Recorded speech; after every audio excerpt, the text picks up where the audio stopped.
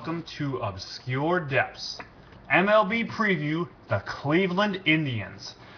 This is a team that I am very excited about. I think they've made a lot of positive changes this offseason. And it took everything in my being not to pick them to win this division. I'm going to pick them second in the AL Central, mainly just because I think Detroit has a little bit too much firepower. But again, second in the AL Central for Cleveland. I'm going to start with what I think is probably their weakness, and that's third base. The guy they got right now is Lonnie Chisenhall. This is a guy that I've liked to a fault. I think he's ready to take that next step.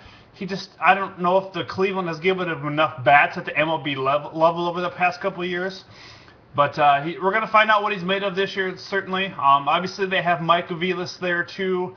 He can play if they falter, but Mike, so, you know, probably maybe be a platoon there if Chisenhall falters. But I think this is really going to be Chisenhall's position to lose.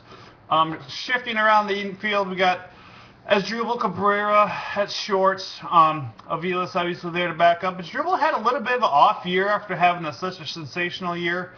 Only 16 home runs, 9 RBIs, 9 stolen bases.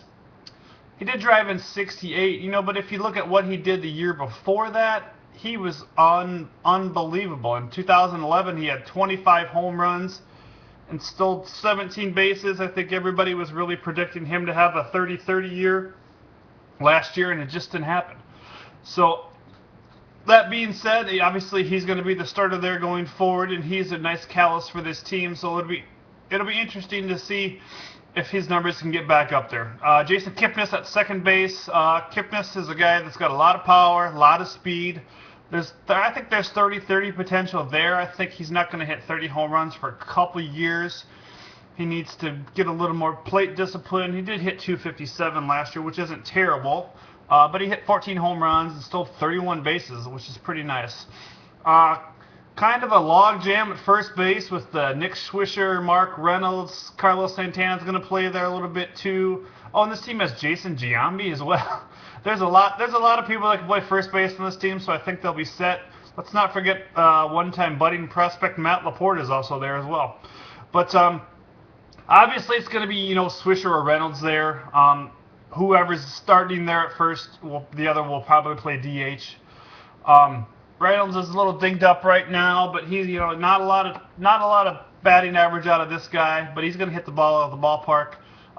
We all know what Nick Swisher can do. He's pretty much a 260, 270 hitter. He's going to get you 20 home runs. Nice OPS. The guy always seems to be on base. So they're pretty much set there at first base. I like Swisher and Reynolds a lot. I know people love to hate on the Swish, but I like the guy. Maybe I like him because people hate him so much, but I like him. Carlos Santana behind the plate. People have been looking for Santana to be just a breakout hitter for years now. I think this could be a really good year for him. We'll see how much time he spends behind the plate because they're certainly going to need him back there. They got Lou Morrison there as well, so he certainly has a capable backup and a guy with some MLB experience too. But, Carlos Santana really needs to take that next step. He's kind of been on this team the longest of all these new acquisitions. Him and, Asdrubal have been there probably the longest. So he really needs to step up and say, hey, guys, step on my back and let's do this. Outfield, they got Drew Stubbs, Swisher kind of platoon in right field. This team also has Ryan Rayburn in the fold, which is he's a nice hitter. He's obviously had his problems over the years, but this guy has MLB experience, and you can't discount that at all. Stubbs, not a great batting average guy, but he can steal bases. He can steal you 30 bags. It'll be interesting to see how they use this team since they brought in Michael Bourne to play center field every day. Bourne is another guy that can swipe a lot of bags, not a lot of power, but he stole 42 bags last year. He's probably going to hit leadoff for this team, and I really like him on this team. Obviously, I'd like him on any team, but I think Cleveland's going to be very happy with this guy. Michael Brantley in left. Brantley is a guy who doesn't have a lot of power. I expect a little more stolen base numbers out of him last year, but he had a nice steady 288 average and drove in 60 runs. Just a nice slap hitter and a guy that's going to be in the lineup probably every day.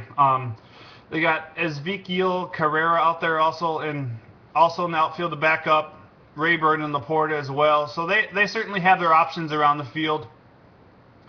And I like the depth on this team. I think Terry Francona is going to really bring these guys together, and we're going to see something special out of this team.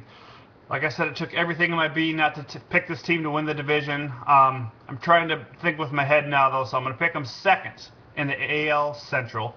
Let's go to the rotation. Masterson and Ubaldo at the top. Ubaldo Jimenez has obviously had his struggles, as has Masterson last year. I and Baseball Prospectus really like both these guys this year. I think they're going to take a nice step forward and be a really nice 1-2 punch for this team. They also got Brett Myers in the third spot. Myers hasn't started for a couple years, but he seems to do well with whatever a team asks of him. Zach McAllister, he had some nice positive notes for this team last year, so I think you're going to see some good things out of him going forward. Francona likes him as well, too. They also have Carlos Carrasco, who could be competing for the fifth spot. Daisuke Masazaku is also in there, too. Trevor Bauer, nice young prospect they got from Arizona. I think that he's going to definitely see some starts this year. Josh Tomlin is out for this season, I guess, now, but they also got Corey Glover. So they have some options there in the rotation, and I think they're going to be just all right there. I think, like I said, Chisenhall might be the weakness at third base, and I think this rotation is kind of suspect right now, but I think you're going to see some really good things from this team going forward. Let's look at the bullpen now. Chris Perez has obviously been there for a few years and had some very good success. These guys did lose Tony Sipp and Rafael Perez, so they're certainly going to have to make up for those losses. Vinny Pastano is a great arm in the bullpen. So is Joe Smith. Matt Albers has had some Major League experience, too. They also got Rich Hill. And they also got Matt Capps from the Twins. So they certainly have some experience there. Frank Herman as well. So they have some experience in this bullpen. David Huff is still around this organization, too. So I think this bullpen, probably not going to be the best bullpen in the league, but I think you're going to see some good things from them. Chris Perez at the top, who is a little dinged up right now, but he is certainly a great closer. He's proved himself over the last few years in Cleveland, and I think you're going to see some really good things from this team this year, maybe even make the playoffs. Next year, I think this team is going to be really, really strong if they can keep these guys together. This has been Obscure Depths MLB Preview, the Cleveland Indians. Thank you for listening, and have a wonderful day.